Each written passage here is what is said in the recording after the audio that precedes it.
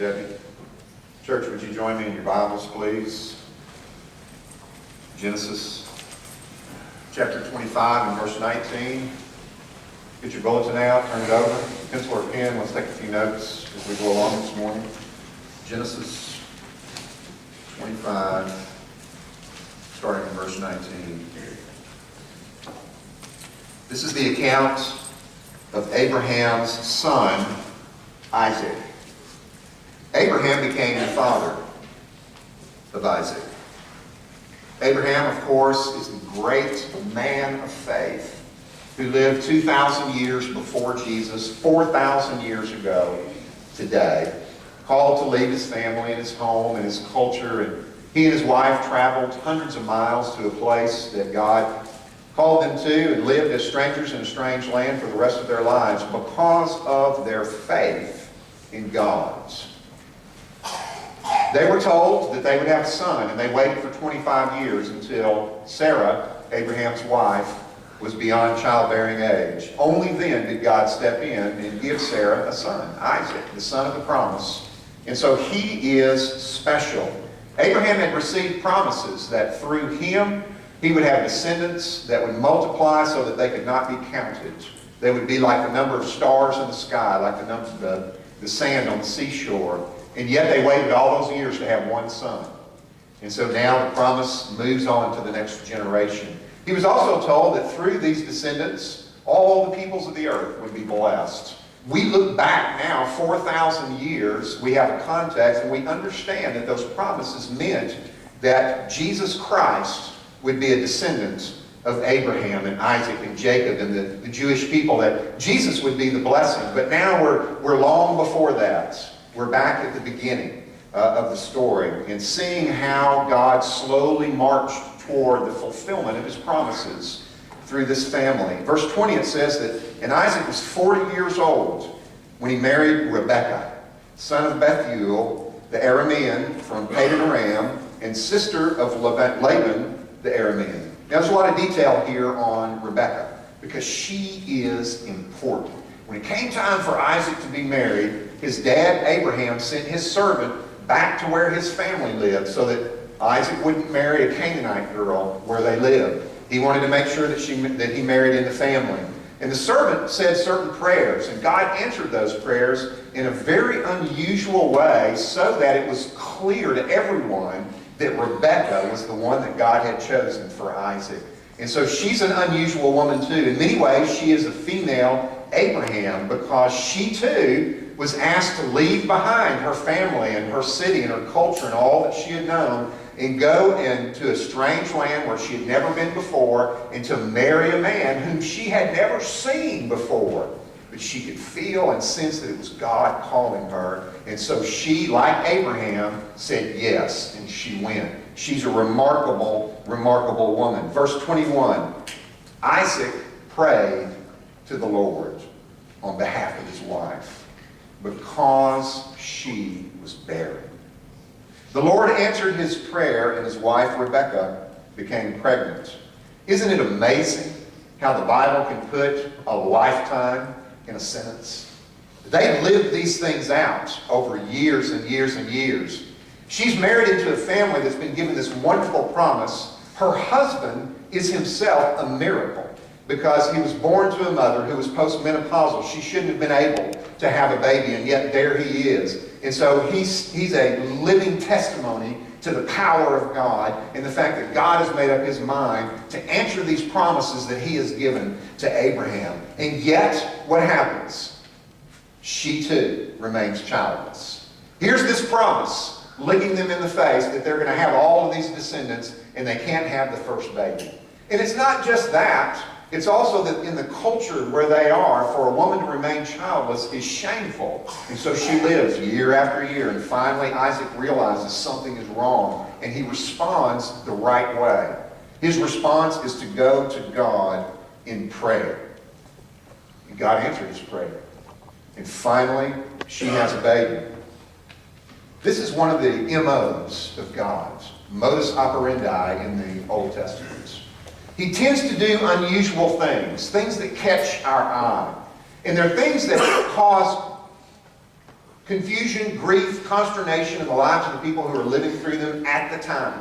Are you in a difficult position this morning in life, wondering if God's forgotten about you, wondering what in the world is going on in your life? Why are you facing these challenges that God has placed in your way? You have enough faith to know that God is in control of what's going on. You have enough faith to know that God is the one who is ordering the events in your life.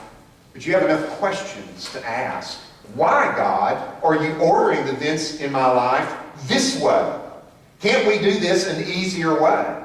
And surely Rebekah asked that question, just like her mother-in-law, Sarah, had asked that question before her. But Isaac responds right, and he prays. This verse, look at it, verse 21. The logic is out of order, and it's out of order on purpose to catch our attention. Really, it should say this: Rebekah was barren, and so Isaac prayed to the Lord. But the writer, under the influence of God's Spirit, flipped the order around logically and put the prayer at the beginning of the sentence to highlight and emphasize the fact that this is all about, not the fact that Rebekah had to wait for a child, it's about the fact that God wanted Isaac and Rebekah to focus on Him. He wanted them to pray to Him. Maybe part of what's happening in your life today, maybe part of the reason that things are difficult is God is simply trying to get your attention. He's just trying to get you to focus on Him again. It may be that if God is trying to get you to focus on Him today, you're not even here listening to me. You're absent. Maybe you're listening to this message later on the internet or on a DVD, and you haven't been in church for a very long time because you got mad at God for something that He did in your life. Have you ever considered the fact that God is simply trying to get your attention? He's trying to get you to focus on Him again. But what about those of you who are here today, and you would say, Richard, that doesn't fit my life because I'm a praying man, I'm a praying woman, I read my Bible, I get up every morning and read my Bible and pray, I go to church, I'm serving the Lord. What about me? Why are challenges in my life? Well, Isaac was obviously a pious man as well. He was raised by Abraham of all people, and he knew what he needed to do. He knew he needed to pray. But let's write this down on our outline this morning. Why did God make them wait? Why did God make them wait? That's the first question that occurs to me in this text. Why is God making you wait this morning? Here's the answer. He made them wait so that they would know that God was responsible. They would know that God was responsible. When the baby finally came, they could rejoice and say, God is responsible for this childbirth. It's not just the natural order of things. We didn't get married and have a baby within a year or two. It took a while. And we had to pray first and ask God to do it. And so we know that God is responsible, that this baby is an answer to prayer. It's more than just the natural course of events. Here's the thing, though. When we know that God is responsible, then there is another question that's raised. If things don't go the way we want them to, then God is not just the one who gets the credit. God is the one who gets the what? He gets the blame. He gets the blame. When we pray, He answers, if something happens, and it doesn't turn out the way we want, then we can very easily blame Him. And that's exactly what happened. Look at verse 22. The babies jostled each other within her, Rebekah, and she said, why is this happening to me?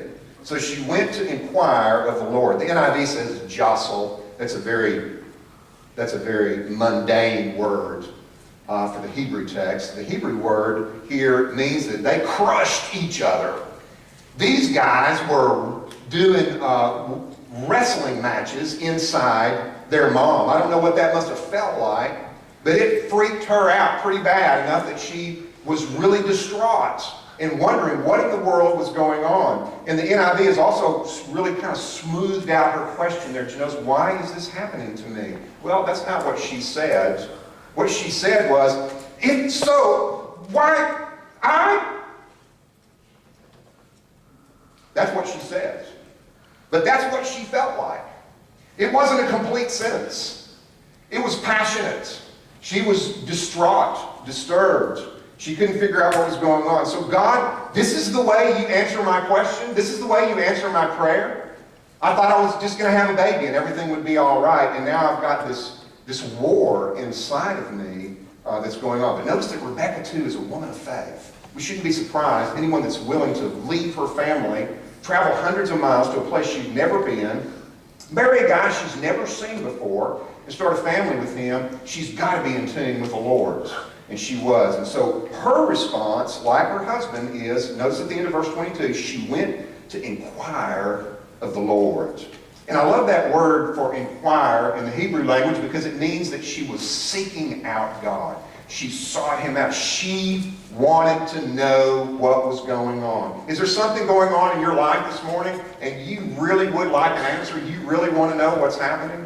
The implication here is that she didn't just trip down the street and get an answer. The implication is that it took some effort on her part. Are you willing to press forward and wait and continue to ask, God, what's going on in my life? She gets an answer. Look at it in verse 23. The Lord said to her, 2 nations are in your womb, and 2 peoples from within you will be separated. One people will be stronger than the other, and the older will serve the younger. Now, here's another MO of God working in the Old Testament. Modus operandi. He tends to choose in certain places the younger over the older one. Now that's a contrast to the culture around them, because in the culture around them, the oldest always got a double portion of the inheritance. The oldest was always the most important, the oldest son. And he's saying here, I'm doing something different here. I'm doing something unusual. And in your case, the younger is going to be served by the older one. We see God do this occasionally. In fact, he started out that way. Adam and Eve, their oldest son. What was his name? Firstborn? Cain. His younger brother? Abel. Whose offering was accepted? The younger brother, Abel. Of course, Abel was murdered by his brother Cain. And so another younger brother comes along. Seth, he's the one that's chosen. The line of the promise starts out there. Abraham, his first son was not Isaac. His first son was who? Ishmael. But God said, no, he's not the son of the promise. Isaac, the younger brother, he will be the son of the promise. Later on, 12 brothers. Joseph, one of the youngest, he will be chosen over all of his brothers. And there are other places as well, Ephraim and Manasseh, where God says, in this case, to emphasize and highlight what I'm doing, I'm going to do something different. I'm going to do something different. You know, a lot of times people say, I don't want different. I just want easy. I just want things to go all right. You know, different's fine for other people, but I'm not up for different. I wish God would do different with somebody else. But when God has chosen us to do something different, that's what he does. And maybe right now, God has chosen you to do something different. Notice it said 2 nations are in your womb. Not just 2 babies. God is already looking forward to what's going to happen in future generations. He's not just focused on Isaac and Rebekah's life. He is. He is. He cares about what's happening to them, but he also cares about how they fit into the bigger picture. And we fit into a bigger picture as well. Isaac just wanted a baby. He got 2 nations. Sometimes God gives us more than we ask for. Kate and David Ogg had twins. They were very premature. Emily, the little girl, was fine. Jamie, her brother, was not.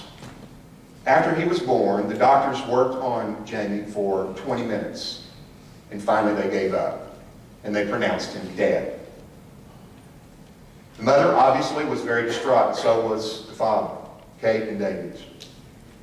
She wanted to spend some time with her son, even though he was dead. And so she insisted that they bring little Jamie's body out and lay him on her breast. And she just began to stroke him and to talk to him. And David began to talk to him about, he was telling him what his name was and telling him about his sister and all the things and all the hopes that they had for him. And they were sorry that he was dead. For 2 hours, that little boy lay on his mother, listening to his mother, listening to his dad. And guess what happened? Suddenly his eyes flittered open and he was alive. He was alive. He's 4 years old today. Can you believe that? That's a great story. But then we ask ourselves, if God was going to have Jamie live, why even go through all of that in the first place? Why put Mom and Dad through such anguish? Why not just let him be alive when he comes out? Well, I don't know. Jamie will be an interesting one to watch grow up, won't he? Because God sometimes chooses to emphasize a certain person's life, to emphasize a particular family, to do something that's unusual. And when he does that to us, sometimes it hurts. But we have to ask ourselves, is God doing something unusual in my life that will bring unusual glory to him someday? Maybe you're struggling today because God is doing something like that in your life, and you too will bring some unusual glory to God. Write this down, the second question from this text. Why did God's answer cause distress? Well, you know, sometimes we might say, if God would just answer my question, I would be good. But we don't realize that sometimes God's answer brings distress. Sometimes God's answer brings more questions. Here's what I'd like you to write down. God was doing more. Let's just stop there and think for a minute. God is almost always doing more. That's one thing that I've learned in my 53 years. I have a certain tidy little notion of what I'd like to happen in my life, but the fact is that God is usually doing something more. And a lot of times I fight back. Yeah, I didn't sign up for more. And he says, yes, you did. You signed up for anything. And I said, oh, that's right, I forgot. But I just want this. And he says, but I want more. And God may be doing something more in your life than what you want. If he is, it's okay, because it'll be good. Here's the rest of it. God was doing more than satisfying their desire. Satisfying their desire. Is it okay to go to God with our heart's desire and pour it out and let him know what we want? Is that all right? Yes, it is. Even Jesus had a problem with what God was doing at one point. He was in a place called Gethsemane. And he said, I don't like the way things are going. Can't we do it different? And God said, no, we're going to do more. We're going to do more. And he said, all right, then let's go. That was the night that he was arrested. The next day crucified. Sometimes God is doing more than just satisfying our own desires. And we may think, why doesn't God satisfy what it is that I want? And it's because he wants to do something greater than that. Look at verse 24. When the time came for her to give birth, there were twin boys in her womb. That's the first fulfillment. They immediately realized that what God had said was true, that the word was true. Verse 25, the first to come out was red, and his whole body was like a hairy garment. So they named him Esau. That sounds a little strange to me, but that's Esau. Okay? There's a lot of wordplay in here. That's the way the Hebrew language is. Reddish is Admoni, which sounds like Edomites. Close enough for Hebrew, and that's who he ended up being. His descendants were the Edomites, and they lived around a place called Mount Seir, and Seir sounds like hair in Hebrew, and so there you go. We have Esau. Not necessarily a derogatory term. Red, ruddy, is what that word means. And it's the word that was used for, of all people, King David was also called ruddy. So it doesn't necessarily mean there was anything wrong with Esau at the beginning here. Verse 26, after this, his brother came out with his hand grasping Esau's heel. Now, that you would write that down if that happens, okay? That's weird. When the second baby is hanging on to the first baby as they come out, that's just unusual. You would remember that. You would talk about that. You would make sure that that got written down. And that's what happened. He came out grasping Esau's heel, so he was named Jacob. Isaac was 60 years old when Rebekah gave birth to them. He was named Jacob. Another play on words, because in Hebrew, Jacob means heel, a cub. It sounds like a cob, deceiver. And so that unfolds, grasping on to his brother's heel, trying to get out. Wait a minute, I want to go first. And their relationship after that is a lot like that. Did you notice that Isaac is 60 years old when these two boys were born? You remember how old he was when he got married? It was right at the beginning. How old was he? So they waited how long? They waited 20 years. They waited 20 years.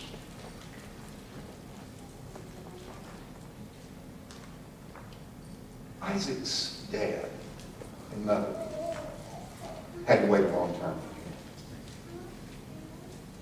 And they got impatient. And they decided to do things their own way. They took this other woman named Hagar, and they brought her into the family.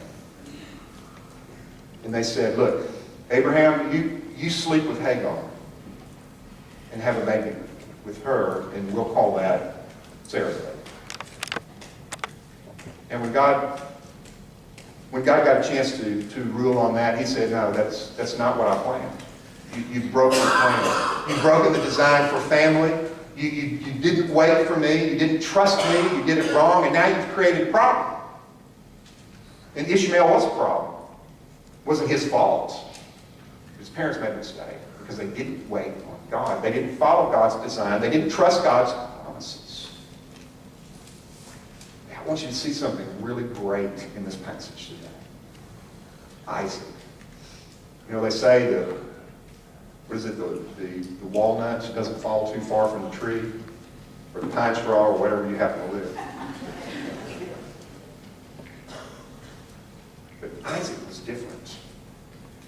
I wonder if Isaac and Rebekah ever had this conversation as the years rolled on and she didn't get pregnant. Well, you know what Mom and Dad did when she didn't have babies?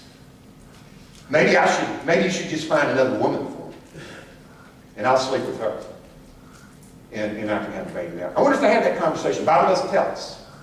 In fact, the implication is that they didn't, that they did not have that conversation. The implication from the way that they acted is that they had decided to do things differently from the way that their parents did them. That's what blessed my heart when I saw this. Is the world falling apart around us today, church?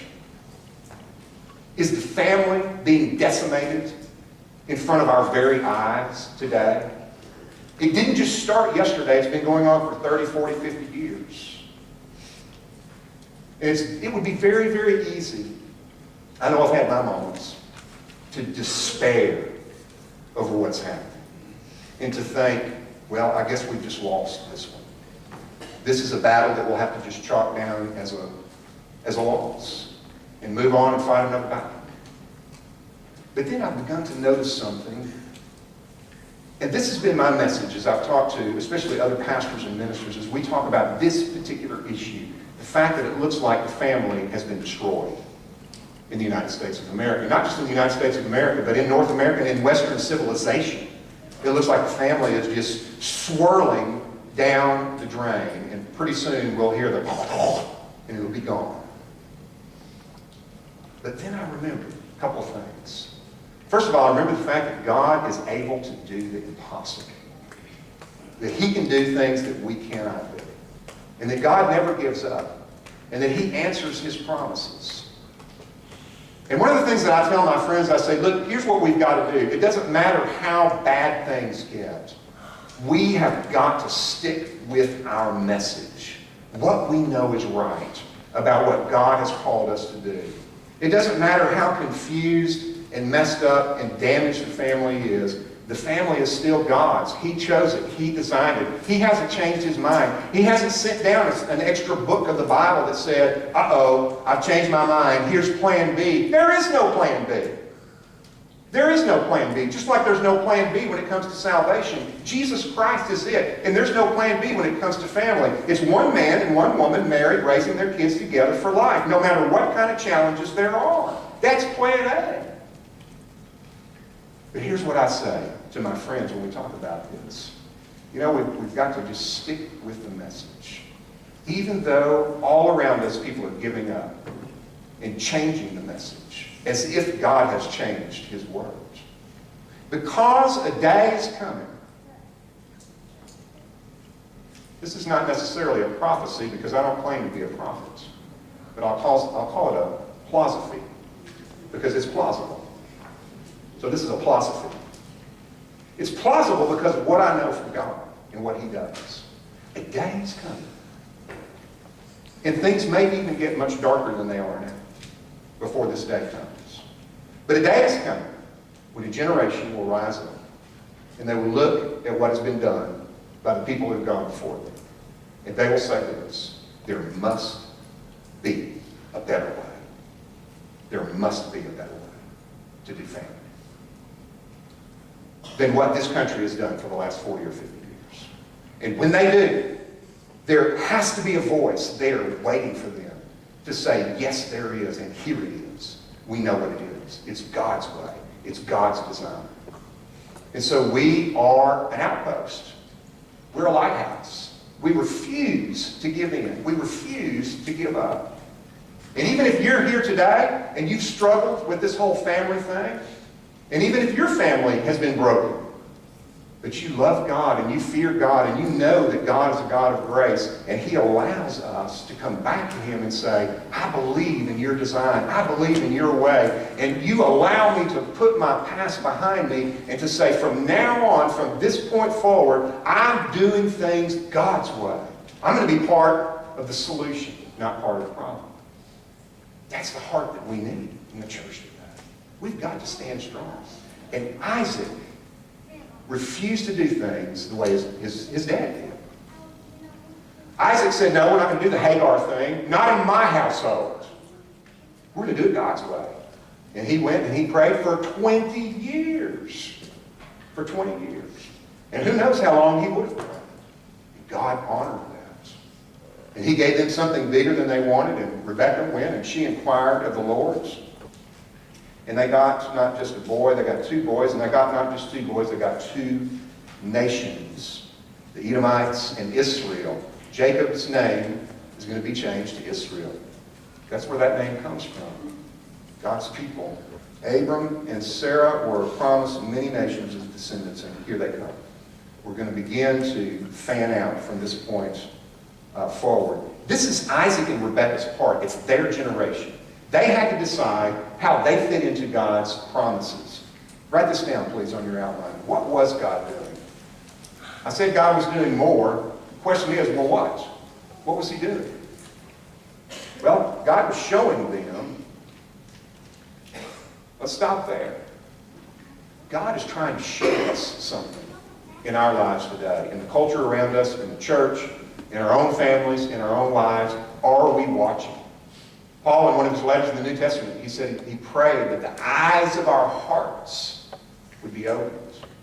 The eyes of our hearts need to be open to see what it is that God's doing in our generation. Every generation of Christians is not exactly the same. Every generation of Christians does not face the same challenges. Every generation of Christians is not necessarily doing exactly the same thing. Yes, we're here to fulfill the Great Commission to take the gospel to the world, but every generation has certain challenges that are different from the generation that came before. And the generation that comes after us will face certain challenges. And the only way that we can prepare the generation after us is not to change the world to make it easier on them, but to get them ready to follow God no matter what they face in their generation. That's what we've got to do for our kids. We can't change the world for our kids, but we change our kids for the world. Prepare them for the world. And Isaac and Rebekah had to find out, what are we supposed to do? What is our part? Church, it's vital that we know at this point, because of the darkness that's swirling around us and the battle that's happening around us, we have got to know what it is that we're supposed to be doing. We can't just come here and live and die and never fight the right battle. What is God doing in our generation? And more specifically, what is God doing in your life today? So the rest of the sentence, God was showing them how they fit into His plan. His plan.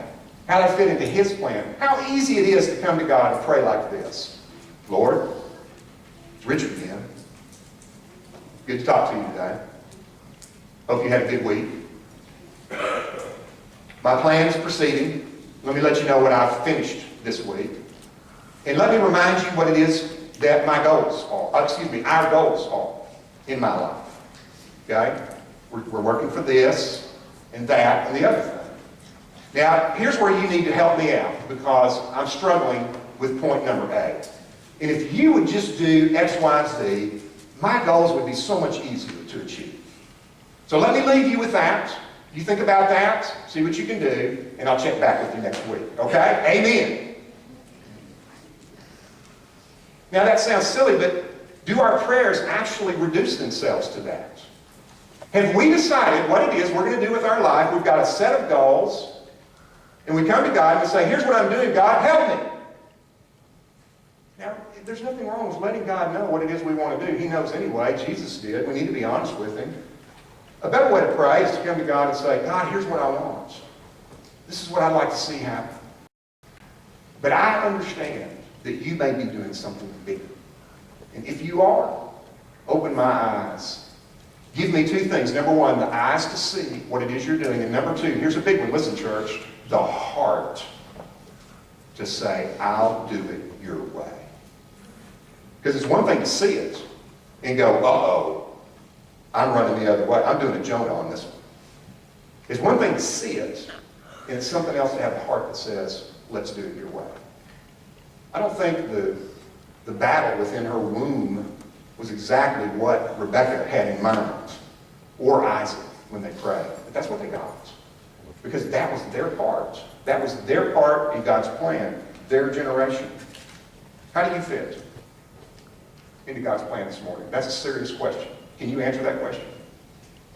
If I ask you to write it down and turn it in today, could you write it down?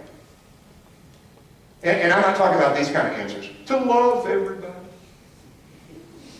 I'm supposed to be nice. I'm supposed to tell everybody about Jesus. Okay? Well, those are givens, all right? That's Christianity 101. Let's move up to the intermediate level. How do you fit in to God's plan? What is it that God wants you to accomplish when everybody gathers for your funeral someday? What is it that they should say about you? If your life is written down in a few sentences in the Bible, what should it say? How do we fit into what God is doing in this generation? Well, I know prayer is a big part of it. You know, prayer is a big part of this account today. Isaac prayed. Rebekah prayed. There were obviously a couple who prayed. I hope you pray a lot. Moms, I hope you pray for your kids. Dads, I hope you pray with your wives and your kids. I hope you're a praying family. I hope you're a praying man of God, a praying woman of God. You know, Victor grew up in a really rough neighborhood back in the 1960s in New York City. There were a lot of gangs, a lot of drugs, a lot of violence. And by the time he was 9 years old, he was in one of the gangs. His mother was distraught. She didn't know what to do. She didn't have the power to stop him. So she began to pray. She prayed for him every day, twice on Sunday, when she went to church. She prayed, and it seemed like the more she prayed, the worse it got. Victor was so bad that when his mom went and talked to one of the school teachers about it, the school teacher said this, your son's going to end up in the electric chair someday. That's encouraging. But she refused to give up. She prayed, and she prayed, and she prayed. And then a man named David Wilkerson went to New York City to reach people just like Victor. And David Wilkerson ran into Victor out on the street one day. And he told Victor about Jesus Christ, and everything changed. In an instant, just like that. God got into Victor's life and turned him around. Victor, today, Victor Torres, is a pastor of a church in Virginia. And he has been used by God to lead thousands of youth away from drugs and violence, the way David Wilkerson did for him. His mother did not just pray for him. God protected him. God saved him. His mother believed with all of her heart. And she told her son, she would grab him when he came in, all drunk or high on something, and say, Victor, God's got a plan for your life. You're going to be a minister someday. And I'm praying that you'll be a minister someday. You can imagine how a drunken teenager responded to that. Oh, get away from me, Mom. But she was right. She was right. And God answered her prayer and did more through Victor. Would you bow your heads with me for a moment?